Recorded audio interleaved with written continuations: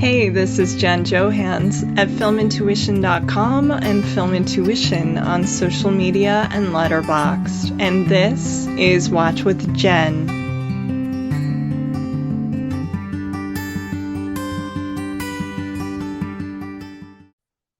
This week, I'm delighted to introduce to you Erica Ruth Neubauer. Erica is the Agatha Award-winning author of the Jane Wunderly mysteries. She spent 11 years in the military, nearly 2 as a Maryland police officer, and 1 as a high school English teacher, before finding her way as a writer. She has been a reviewer of mysteries and crime fiction for publications such as Publishers Weekly and Mystery Scene magazine for several years, and she is a member of Sisters in Crime and Mystery Writers of America. Well, Erica, I'm so glad to talk to you again. I loved meeting you. It was like a month ago, I think now, at Poisoned Pen. But I loved listening to the stories of your travels and your books. So this is really cool. Thank you for being here. Oh, thank you for having me. I'm so excited to be here. So excited. Yes. Well, anytime. We have similar taste in movies, and I think we're around the same age, so we probably have a lot of similar references. And I love this idea of ensemble mysteries because that's kind of what you do as well. Would you like to tell us about the Jane Wunderly books for anyone who doesn't know what you write?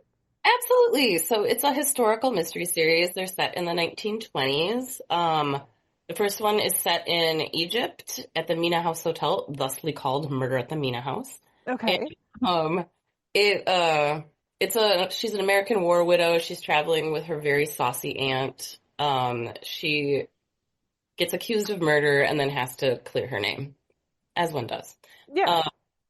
And then each book in the series after that is set in a different location, both because I love to travel and apparently because I love to make things really difficult for myself. Yeah, researching in the 20s in different parts of the world. Yeah.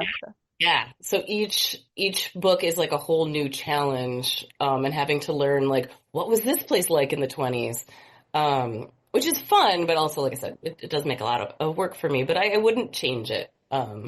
We were talking before we started rolling that I just got back from Italy because book 7 is set in Venice, and so I had to go take a look at the city of Venice and see what's there and do my checklist and check all the things that are in the new book.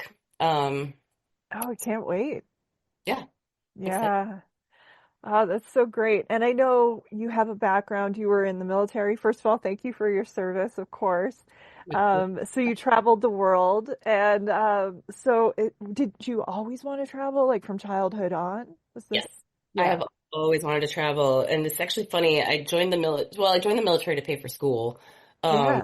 I also joined because I wanted to travel, and the funny thing is I did not get to travel with the military. Oh, no. No, I know. I really was like stationed in California for a little while. I was stationed in Texas for a little while. No offense to people in Texas, but I got a beef with Texas. It's the heat and the insects anyway. Yeah. And then I was stationed. Was it the Army? It was the Air Force. The Air Force. Oh, very cool. One of my uncles was in the Air Force. That's awesome. Yeah. So I was like 4 years active duty, and then I was, altogether I was 11 years, and then so 4 years active, and then I did a bunch in the reserves, and then a bunch in the Guard, before getting out. Yeah. And I know you were a police officer, a school teacher. Had writing been something that always interested you, like from childhood on? Yeah, I've always wanted to be a writer, and like, I think even in my 20s, I would sometimes have a notebook and I would like write down like, oh, I could have a character like this and like this could be about this, but I never went any further than that. And I'm not really sure why. I think it might have been just fear. Like I've never taken a creative writing class. So it took me a long time to get the nerve to really try and to have an idea that was, I think worthy of actually sitting down and writing it. Yeah. But I remember where I was, and it was like, I think 2017. I was on my back porch with my best friend who's a librarian, and we were both reading books. This is what we used to do. Summer day, and we had iced teas and I was reading something and she was reading something. And I kept putting it down and it was Ashley Weaver's Murder at the Brightwell. And I kept Ooh, putting it down and saying, oh, I want to write something like this. But set in the 20s in Egypt. Um, yeah. and so then we started like going back and forth and talking about like what the characters might be like and what the plot might be like. And we were so animated and having such a good time and laughing so hard that my neighbor next door slammed their windows. Um, Like, write the damn book already. Don't spoil it. No, right? We're talking about it. So yeah, that's so funny. I sat down and wrote it. Yeah. Is it one of those things? I know some of my writer friends like, oh, I was working a full-time job, so I got up at 4:30 in the morning and wrote for a few hours. Did you have to do that, or was it during the summer when you had time off from teaching? I only taught for 1 year. I Okay. could barely remember all of the weird jobs that I've had. I think honestly that I at the time was working at the Pottery Barn. Okay. Um Hey, at I worked at a Hallmark in the mall like in the late 90s, so you never know. Yeah. I mean we had bought a new house and I was like, you get a real good furniture Oh, discount. yeah. That was So smart, actually. Yeah. I was honestly there for it's like 40%. I was there for the furniture. Yes. Anyway, I was working at the Pottery Barn and so I had a lot of free time in the mornings to write. And so I think I wrote the first draft in like 6 weeks. That's Um amazing. I mean, I had to go back and do so Oh, much, yeah, but still, whatever. But yeah, by the time I actually sat down, it came out pretty quickly. that's great. So you're a pretty strict plotter then, not a pantser? Oh, I'm absolutely a pantser. I have Oh, wow. no idea what happens from day to day, which is crazy that it comes out that fast. But yeah, I didn't know who did it in that first book, until like I was almost done writing it, and I was like, oh, did this person do it? And I was like, Wow. did. And I went back and looked and like all the clues were there and that was fine. So That was you're subconscious. yeah. So, did you have a really good handle on who the characters were, or were you just kind of creating that as I you was went? kind of creating that as I went and then I Okay. definitely when I would go in and do and that's how I still work. When I go in and do revisions, I definitely add in I have by the end I usually have figured out who everybody is and I can go back in and add layers to everybody in revision. Yeah. That's amazing. I'm always jealous of, I think I'm kind of in the middle of plotting and pantsing when I've written fiction or screenplays. But yeah, like Paige Shelton, who writes all kinds of things, cozies and Alaskan mysteries, she just needs a spark, basically. Like she had to write another Alaska book and needed something, or I can't remember which book, and someone just said Bigfoot, and that was her like spark. And Stephanie Roble, when she wrote Hitchcock Hotel, she was talking about how she just in her mind thought seven deadly sins for these characters and like just assigned one but had no idea she was writing like this person's sloth and this person's envy, and that kind of helped. But yeah, I'm so impressed by you guys that can just kind of go with it. That's awesome, Erica. I mean, I'm not sure it's the most effective way to work, but like But still, how I do it. yeah. So you just released your, was it the sixth title? So number 6 just came out. Book 7 comes out next March. And I just, it was officially announced I sold a book to Thomas and Mercer. Oh Uh, wow, congrats. thanks. So that will come out next February. Okay. And it is called Two Bodies Are Better Than One. Okay. So is that a standalone? It's, I don't know, it's so far it's just one book with them. We'll see if they want more in a series, which I'd be happy to Oh, write. okay. So you'd be doing maybe two series. Separate. Yeah. So I'll be That's writing 2 books a year. that's wild. So Yeah. does it take you about 6 months a book? Yep. Yeah.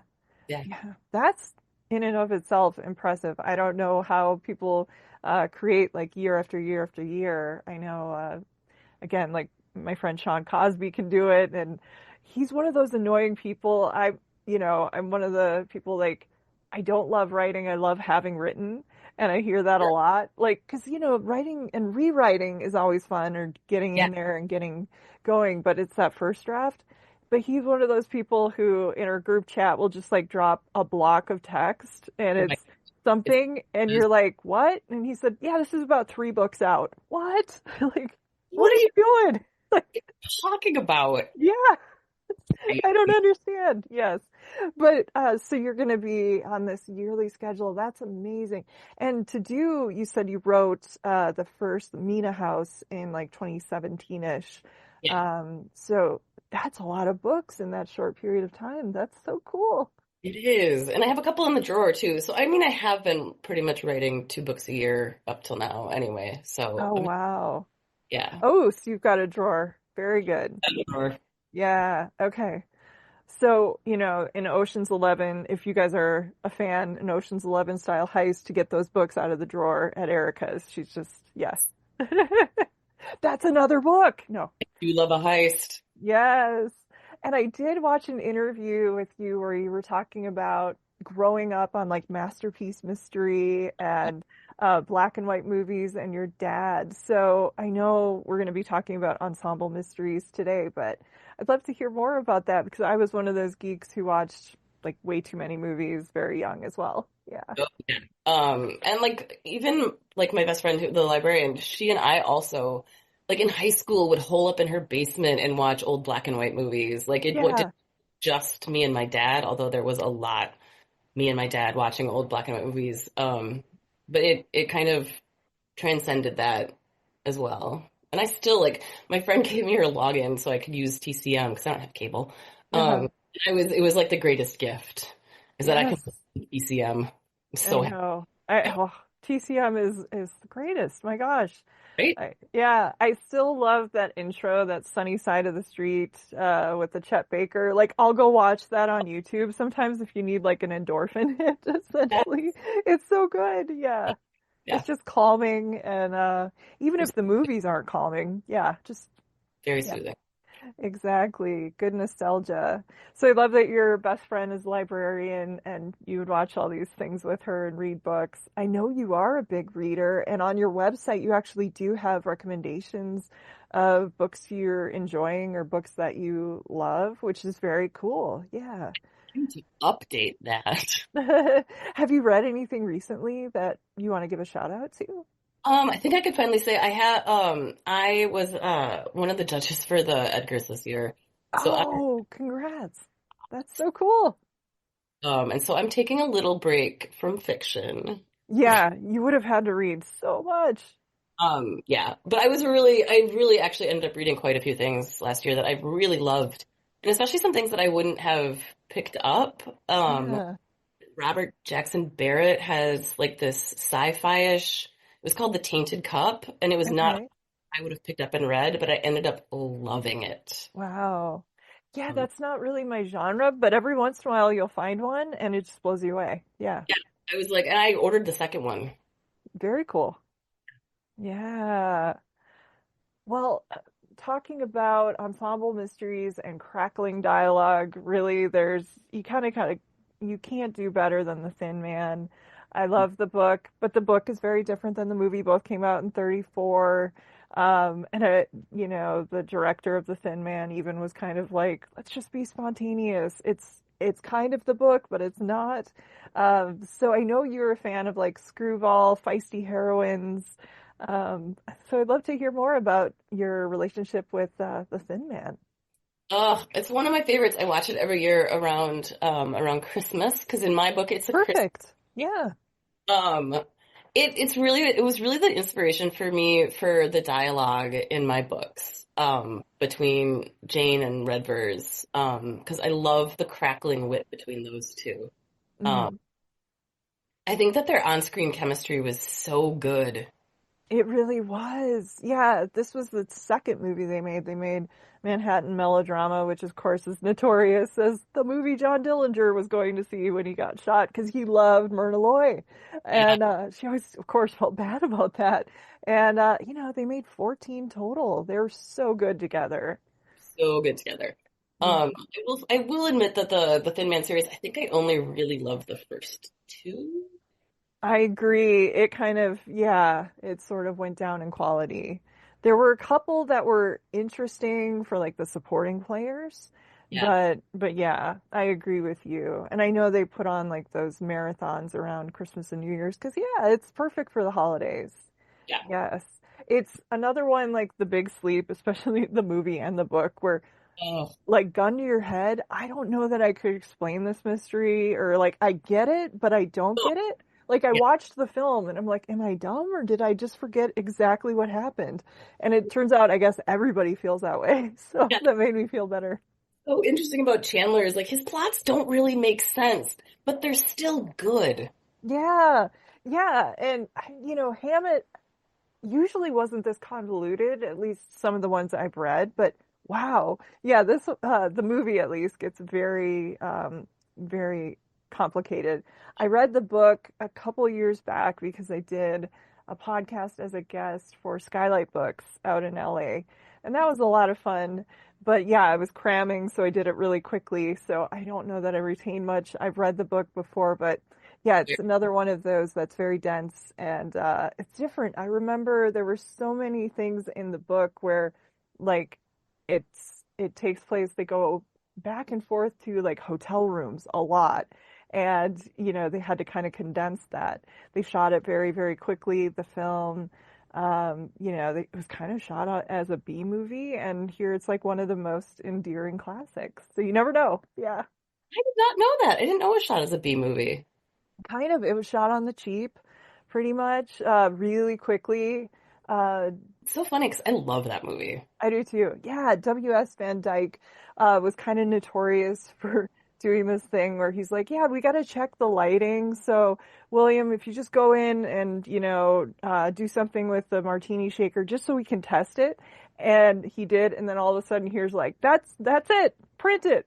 Like, so he wanted them to be really casual and not really know sometimes when he was shooting just to keep it loose.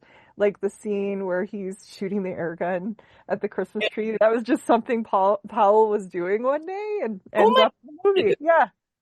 Oh, I love knowing this. I'm Yeah. so I love knowing this. Yeah, I know. And the two of them together were just so good. He appreciated that, she wasn't a diva. Myrna Loy was really inspiring. There was a great, oh, it was on TCM. I'm sure you probably saw it, like a documentary about her and civil rights and some of her activism over the years. And yeah, it was really cool to see that. But I love this side of her. I know Cary Grant, he was very diplomatic for the longest time when people asked, who's your favorite leading lady. Then he kind of went like Irene Dunn. And then immediately after, he's like, and Myrna Loy. So he said Myrna was, I think, compared her to like a tennis player as being like always ready to hit back. And boy, she does that so well with Powell.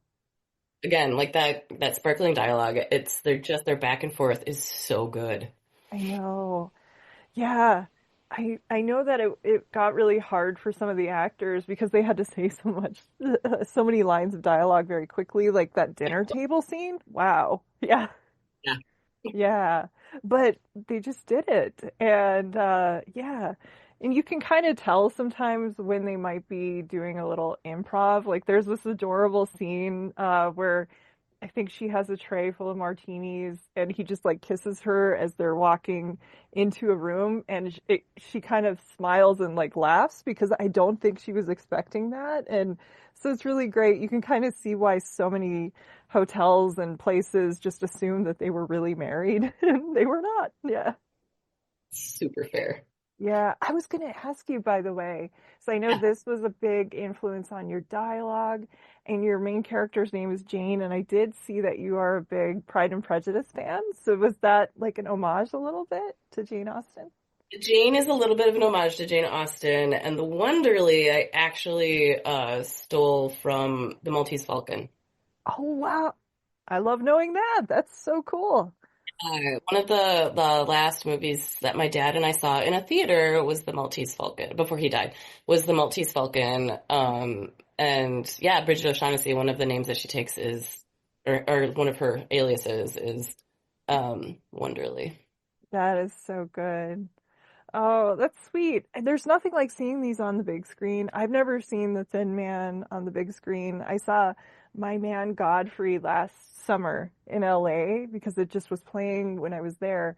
that was really cool. But yeah, I kind of wish more theaters did this. I do Yeah. too. I would have loved to see that. I really enjoy William Powell, like, as a whole. Yeah.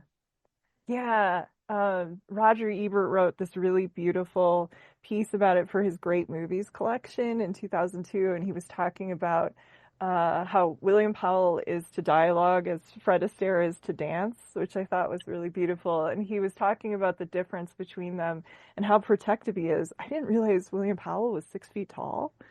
What? And I know, right? And Myrna Loy was like 5'6", and so Ebert pointed that out, and he said he's always protectively over her, and he said otherwise maybe it's like, or he leans into her as if blown into her direction, and I thought that was really gorgeous. Yeah, That is beautiful. yeah, Oh, yeah. This never chemistry. tall. I had no idea. I know because so many of the actors are short, and yeah, especially the leading ladies like Claudette Colbert, that whole era. Yeah, Ah, yeah. Things you learn when you do. See, you go down rabbit holes. Like I'm sure you went down rabbit holes when you're researching all of these amazing places. Yeah. I really do. I know. That was always my biggest problem as a film critic for the last 20 years. And so I think that's why it kind of wore me out is I would see something and go down like 70 different rabbit holes because you want to know more. And that's something that's so good about TCM is all of a sudden you're like, hey, who is this guy? And what else have they been in? Yeah. Yeah, yeah. Uh, Yeah.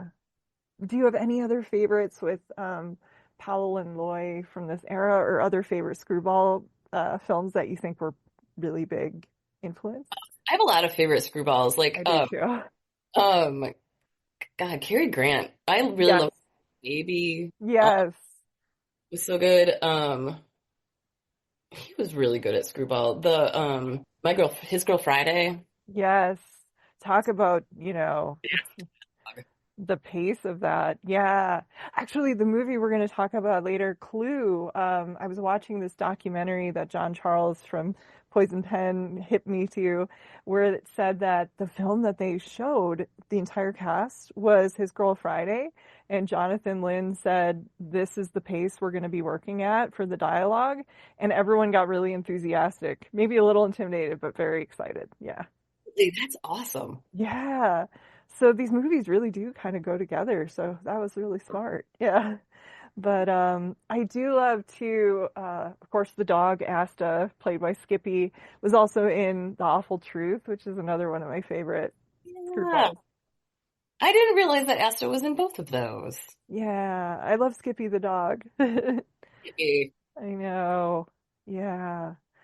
So I think it'd be really hard when you write an ensemble mystery not to like tip your hand to who the bad guy is.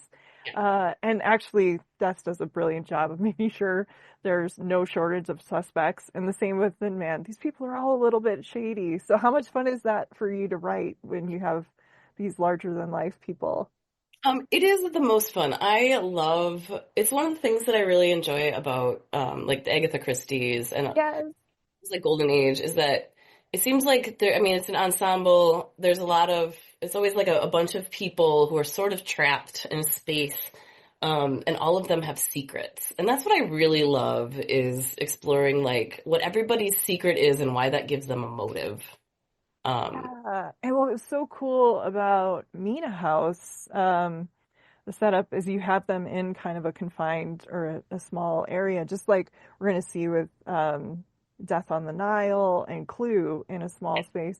This is, there's different settings, but it is also kind of, it takes place in a short time span. yeah. Yeah, which helps, I think. I'm thinking about it, and I think I've done it I did it with my second book, my third book. The fourth one, no. The fifth one is on a small island. It's It's, really yeah, like that like yeah. here to put people in. Yeah, a pressure cooker. It's Yep, claustrophobic. Yeah. Yeah, I think Agatha Christie was a master at that. I love Agatha. I've been wanting to like do a deep dive and start reading some of those again because I read them growing up and loved them. Yeah. same. I did try to go back and read Death on the Nile, and I read a lot of those when I was like a lot of those when I was a kid, probably like Yeah. sixth grade.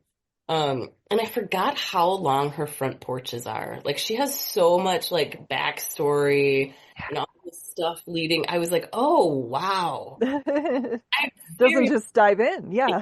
no diving in, Mm-mm. which is not how it's done now. No, not at all. I think it's almost like film has influenced fiction, or our short attention spans, maybe from social media and everything. Like we need to, get in there really quickly, and it does keep people turning pages. But yeah, she really did have a lot of exposition. I love that you said sixth grade because in sixth grade, I remember we did like a musical theater play, and I was in it, and it was called Little Miss Christie, and it was basically about Agatha Christie, and it was like a 10 Little Indians thing. And so that just sent me down like, I knew my mom had the books. She was a library assistant when I was a kid. And so I started reading all of those around middle school. Yeah. Yeah, it's a good time for it. Yeah. If you go back and read them now, I'll be really curious to hear what you have to say. Let me know. Yeah. So you were a big reader as a kid. Did you have any favorites? Did you like mysteries or read everything?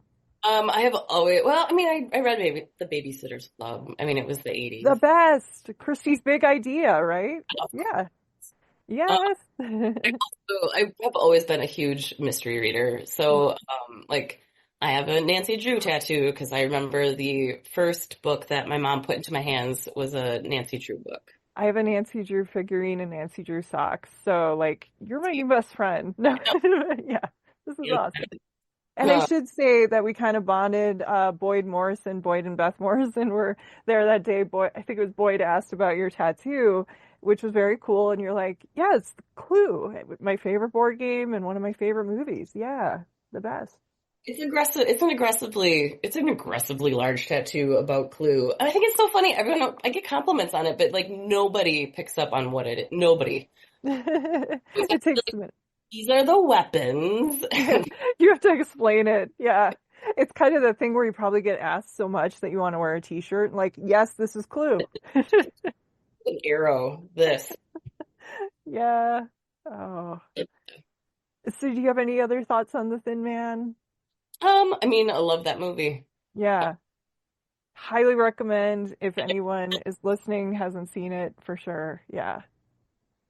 No, I don't have any other like Well, it's a good segue. We were talking about Agatha Christie anyway to jump into, look at that. We're pantsing it and we're doing yeah, fine. how I Yeah, we're moving on to Death on the Nile, which is kind of a sequel to Murder on the Orient Express, and it's very similar sort of in its setup. Albert Finney didn't want to play the part again. He didn't want to wear the makeup again in the hot sun. I can see that. So they decided to go in a completely different, according to the filmmaker, direction. And Peter Ustinov, legendary actor as well, amazing as Poirot. I know I'd seen this in Evil Under the Sun and maybe some of the TV movies that he did, but for me, I mean, when I think of Poirot, I always think of Suchet. same. So it was good to kind of go back and watch this. I mean, can you imagine being like a fly on the wall on that set? First of all, you got like Betty Davis, Oh my God. David Niven, Mia Farrow. You have so many like big personalities. Jane Birkin. I can't imagine what that was like. Yeah. Yeah. Good and bad. I mean, amazing. Yeah. Yeah. Again watching the cast, like I watched it yesterday again, and I was like, wow, this is really an incredible, like George Kennedy. Yes. I was like, I mean, Jack Warden. It was so Oh, many people. yeah. Such an incredible cast. And I do struggle, like I do love Peter Ustinov, but I do struggle because in my mind it's David Suchet is Poirot. Yeah. Yeah, I mean, no shade on Branagh. Okay, I don't really love the new adaptations. The thing with Branagh is, I mean, we love Branagh and everything, but if he makes it, it's going to be the Branagh story, no matter who else is in it. And so I think it's a little hammy. And yeah, I think also they probably suffer by comparison because so many of us in the 80s and we grew up watching Suchet. Yeah. Um, I gotta say though that rewatching it, I was like, every scene that Angela Lansbury was in, I felt like she stole. She does that a lot. Yes. Oh, over the top. I loved it. It was ridiculous. Yes. It was so funny because again, like Murder She Wrote was, Yeah, right after 60 minutes, you'd hear the tick, tick, tick, tick, and then you'd hear the music. And it was always kind of like, rhythmic and Sunday nights with Angela Lansbury. When I first started to watch movies with yeah, Angela Lansbury and realized like how they kept casting her as this like evil tart, yeah. which I think is how she described her part. Like I was an evil tart. She just really always dove in and gave these performances, and oh my God, I loved her in this. Yeah. I mean, just over the top. I Yes. absolutely. Yeah. Chewed the scenery, chewed the boat. I mean, the whole thing. Yes. Flailing. It was amazing. Yes. Oh, yeah. It's a really good one. Talk about another complicated mystery. This one actually, it's more intricate, and I think it's because, that's what Agatha Christie did. But Yeah. what I love, again, is the setup and The it, set was how really clever it is. I mean, like, spoiler alert without a spoiler, really. But what we learn in the beginning fully pays off. And it's like, but yeah, there's so much misdirection and so many red herrings, and yeah, beautifully done. yeah, Yeah. yeah. And Feel like I mean, I think movie wise, probably The Murder on the Orient Express is the better film in the 70s, but this yeah, is just a blast. it's Yeah, fun. yeah. It's fun. And Betty Davis and Maggie Smith together, they were also just a hoot. Like, I wish I could have heard all these stories that I'm sure. It sounds like reading about it that Betty Davis kind of held court and he was really scared. The director, he was like, I've heard she's professional but like intimidating. yeah, And how she would, I'm sure she was, but how she would just tell stories. But I kind of think maybe the benefit was her age yeah. because I think Betty Davis in the 30s or 40s would be like, don't F with me. But by then, maybe she'd, yeah, kind of like, I'm enjoying myself. We're making a movie and telling stories. Yes. Oh man, I would have loved to just sit, fly on the wall. I would have loved it. Yeah. Yeah, it was kind of a chaotic shoot. For some reason, they forgot to like book a hotel for the cast. And so they kept having to like move these people room from room, like sometimes every day. So I can't imagine like that would have been stressful and annoying. And this was around the time too, I guess David Niven's daughter had been in an auto accident and she was really badly injured in Switzerland, so he would fly up every weekend to go sit with her and then come back and do this. And so there was a lot of stuff going on behind the scenes, but they got it done. And this was an era where the company was trying to appeal to international audiences, and boy, you really did with this cast. You have people who would appeal from all corners of the world. I didn't realize this was the first movie Jane Birkin made in like a first British movie in over a decade because she'd Really been in France and doing other stuff. And yeah, good I deal. always just put her, well, I guess I do think of her in France kind of, but yeah, This is the one. This also has a special spot in my heart because when I sold Mina House, yeah. is set in Egypt. The wonderful Lou Burney, who is an auto buy for me. He's one of the best crime writers.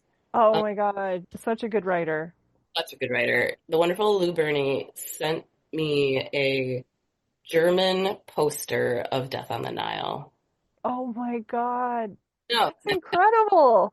no. So I have it framed downstairs in my You do? Okay, take a picture later and send that to me. That's so cool. Vulcan. It's like massive. Oh, Yeah. yeah. Oh, that's amazing. I love foreign posters so much. Yeah, for Christmas, a friend sent me like a small Japanese poster of the right stuff because I'm a big Sam Shepard person. And yeah, it was just so random to see, but just an amazing shot. Yeah. They're much more artistic, I think, than some of our posters, but that's so cool. Yeah, I think this era too, we had a lot of these. 70s mystery. We had like Murder by Death, which was a comedy. Of course, Murder on the Orient Express. Last of Sheila. Have you seen that one? No, I haven't. Oh my gosh, you would love it so much. It was written by Anthony Perkins and Stephen Sondheim. Really? Yes, I guess they love to throw like game nights, and their game nights were really legendary. And so it is amazing. It was funny because it's one of those movies that I think a lot of people haven't heard of.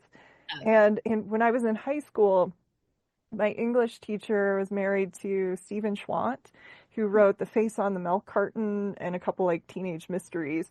And he read my movie reviews in the school paper because I was like this weird kid writing about mammoth movies and stuff. And so he made a list of like puzzle or mystery things or noir that I should, and Last of Sheila was at the top. He said for plotting and like nothing is better than this movie. And it took me forever to track it down. And it's great. And then years later, Ryan Johnson, who before he made Knives Out, he's married to a colleague of mine, Karina Longworth, and also I just kind of knew him on social media. I mentioned Last of Sheila, and he like dove into my DMs, and he said, "Yeah, I'm thinking of making like I love Last of Sheila, and I'm thinking of making a movie like that." And it wound up being Knives Out. Yeah, so you need to see this movie, and I can't wait to hear your thoughts. Yeah, You keep blowing my mind. Do you know Karina Longworth? I yeah. love her podcast. I do too. She's been on a couple times for her.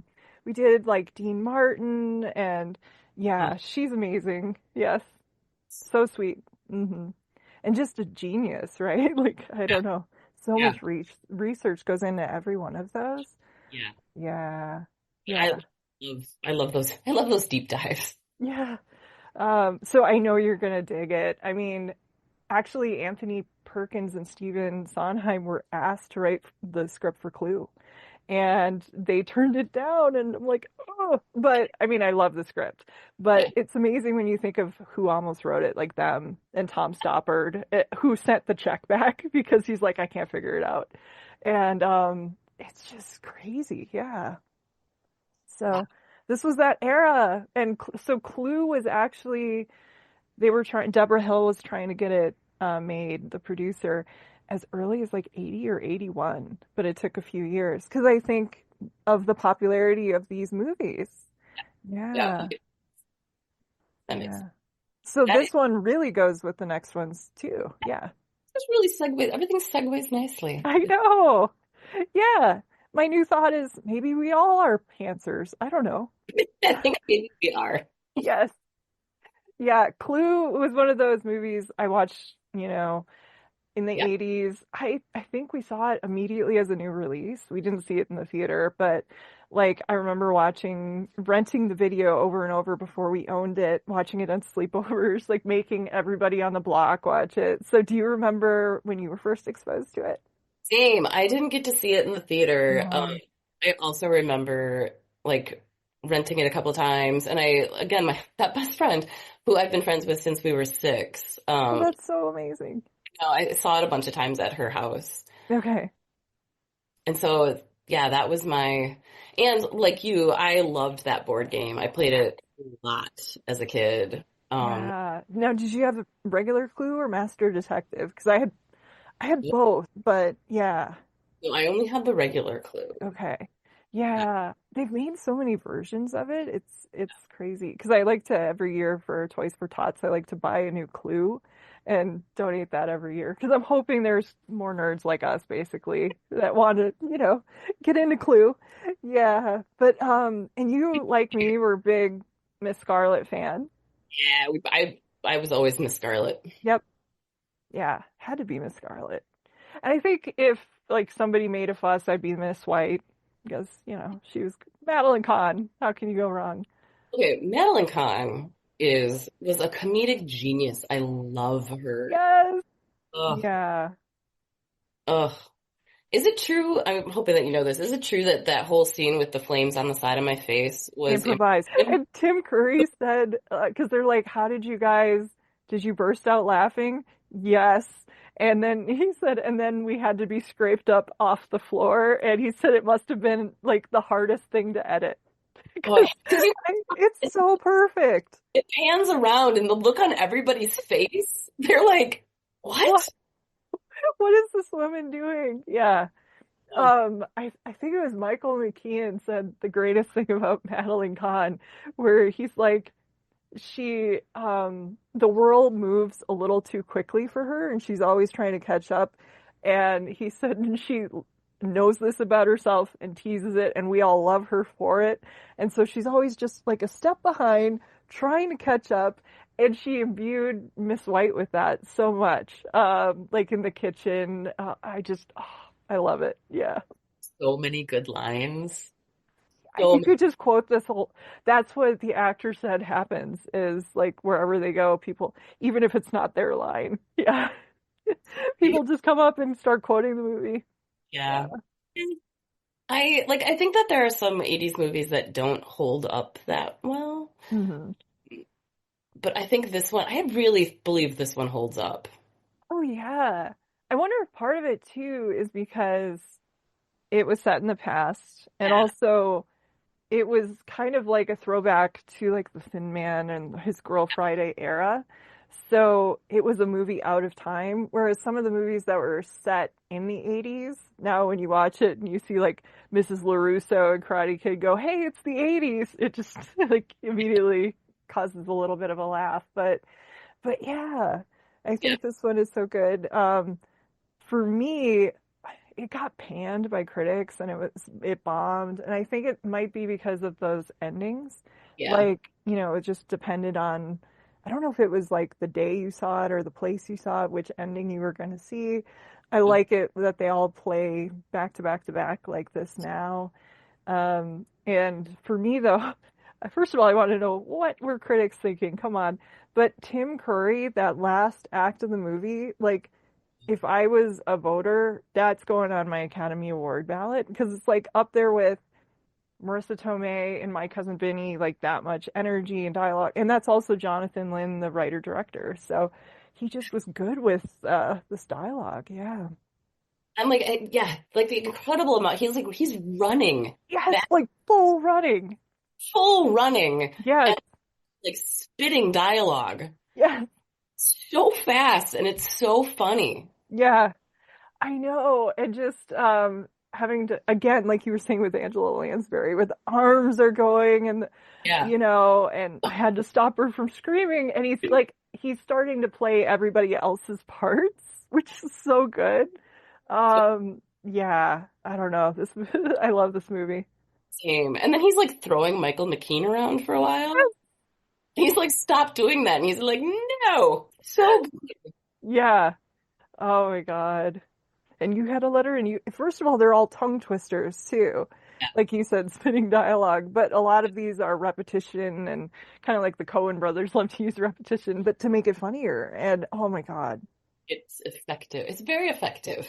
it's hard to imagine anybody else playing Wadsworth. I mean, they were hoping for like John Cleese and they were hoping for Rowan Atkinson, but in America, they're like, we don't know who that is. And both of them would have been great, but it's like you got Tim Curry, and now it's impossible to imagine Yeah. anyone but Tim Curry. Just like Leslie Ann Warren was originally cast as Miss White, Oh, and yeah, Carrie Fisher was going to be Scarlet. She would have been great, but she was going to rehab around the time, and then they said, "Would you like to play Miss Scarlet?" And she thought she was better suited to that role. Like the most beautiful. I also love that, of course, they're not wearing their colors because that's not their real names. yeah. And the most beautiful green dress. Yeah. Yeah. The costumes in this. The costumes are gorgeous. I did really like the little nod that, and I'm not sure anybody else had it, but when Mrs. White takes off her black Yes, jacket with the white. on the inside and then it like disappears and you're like, because she's Mrs. White. I know. That's so good. Yeah. Yeah. And Peacock kind of has some like feather action going. Oh, Eileen Brennan, so Ellie, funny. it's so funny. Yes. Uh, I love the scene at dinner Oh yeah. where she can't let a silence go. Yeah. I'm Yeah. kind of a nervous talker, so I would be, yeah. I don't know if I'd be doing that though, but yeah. Pressure of speech. Yes. Uh, Uh, and the double entendres. Oh, like when we were kids, we watched this movie and probably missed like, oh, I'm well, sure. first of all, you're getting so many, you're probably doing probably 2 pages of dialogue like in a minute as Yes. opposed to a minute a page. So we probably missed jokes anyway, but we definitely missed those. And then when you're older, you're like, oh, okay, now I get what they're talking about. Yeah. Yeah. Um, there's also just some like honestly the whole opening sequence where he has stepped in dog poop Yeah. and everyone comes in and sniffs as because they smell it and they think it's on their own shoes. Yeah. That's hilarious. It really is. Yeah. That's all I got about that. It's just funny. It is. I think I don't know if I could choose a favorite line. I think one that I say too much is this is war peacock, that whole thing. I love it. Yes. Martin Mull because he's so forceful. Yeah. Um, yeah, all of these people working together, and they were talking about how they all have different styles of working and different personalities. Like everyone is like, Christopher Lloyd is just odd. I mean, they love him, but he's odd. And then, Madeline Kahn is kind of in her own universe, and um, some of these people were really studied, and Michael McKean's actually pretty straight-laced, and just different backgrounds, but for whatever, like they completely meshed. Colleen Camp is so good as Yvette, Yeah. and I always forget when I watch them, like, oh my God, she was the mom in Valley Girl. Like I forget that every time. Dude, I forgot about that too. Yes, every time I'm like, oh my God, that was who Yvette was. Yeah, Oh my God. yes, Mean. such a good one. Ugh. Yeah, it's one of my favorite movies. That's Yeah. why I have a tattoo of it. What do you say? That's why I have such a large tattoo of it. Yeah, of course. Other movies that I know we were talking about didn't really fit in with this, but another ensemble movie we both love, LA Confidential. Were there any others that you can think of that you Um, you like to watch a lot? Or are you one of those people who, when you work, you kind of like to watch things that are in the vein or set in the era? Or do you try to close yourself off so you um, don't? that's a great question. I should watch more stuff set in the, will watch stuff that is set where I'm trying to set stuff. Okay, yeah, that Um, makes sense. Yeah. like when I was writing the Istanbul book, there's a TV show and it was foreign, and it's called is it Midnight at the Para Palace? Okay. It was set in the same time period, and it was set in Oh, that's helpful. awesome. These people Yeah. have done some research for me. Watched quite a bit of that, so I will go and do that kind of. It's not always useful because there's not always like something that corresponds. Um, Yeah. like when I did India, which I think was the book that just came out. Really is hard to keep track sometimes. Um, Yeah, because you wrote them so long ago, you're working on other stuff, and then when they come out, you're like, oh yeah, what happened? I did this 18 months ago or whatever. Yeah. 100%. Yeah. People ask about characters, and I'm like, you probably know better than me. Yeah, I hear that all the time when I listen to author interviews, and yeah, Megan Abbott said the same thing. Yeah, it's like it's hard to keep them straight. I don't remember because Yeah, I'm working on so many things ahead. yeah, Yeah. yeah. And my brain really will dump it all to keep the You like. would have to, kind of, to move on to the next thing. Yeah. Yeah. I think Jen McKinley said the same thing, because she is such a prolific writer. She's like, my favorite thing, well, it's just what I just did, but then that immediately leaves the brain and you go to the next one. Because otherwise, how could you? Yeah. Get a dump. And how hard is it when you get like revisions for something and you're working on something else to like balance that? Oh, we'll find out. It's going to happen tomorrow. Oh, okay. Oh no, let's knock on wood or something. Yes. It'll go great. Yes. It's going to be great. It's Yes. all great. Yes. No, I think it will be. How do you handle research? Do you do all of that before, or are you writing and just kind of you leave sections like my friend Jordan Harper will put like write good shit here or make better or something just to keep going. Yeah. I try to do some research up front. Like I'll read a book or two. Like the one I'm working on now is Vengeance in Venice. Hmm. And before I started writing, I read this book called The Unfinished Palazzo. Oh, okay. And and like I got so much inspiration. I had no idea. I was like, oh good, this is like just about a palazzo in Venice and it's like whatever. I'll learn some things. And the first woman that rented that palazzo, and like it was this woman and then there was someone else that rented it. And then the third woman was Peggy Guggenheim. Wow. Now Okay. the She's everywhere. Yeah. and it's now a Guggenheim museum, but the first woman that rented it was Luisa Casati, and she was this Italian heiress and was crazy eccentric. Like she would wearing very little, would walk her cheetah in St. Mark's Square at night. And As one does. as it does. So I will be taking all of that Yes. and making that a character. You Um, have to. How do you read that and not go, I want the nearly naked lady walking her cheetah at night? Yeah. yeah, like that sold immediately. Um, Yes. Yeah, so sometimes that happens where I'll read about the place and I'll get inspiration for characters or for things. And I try not to do too much. I just want to get an idea. And it often, like that kind of reading also will often give me like side characters, Yeah. like really of the place. Um, and I'll write my draft and I'll do like Jordan Harper and I'll just put describe. Yes.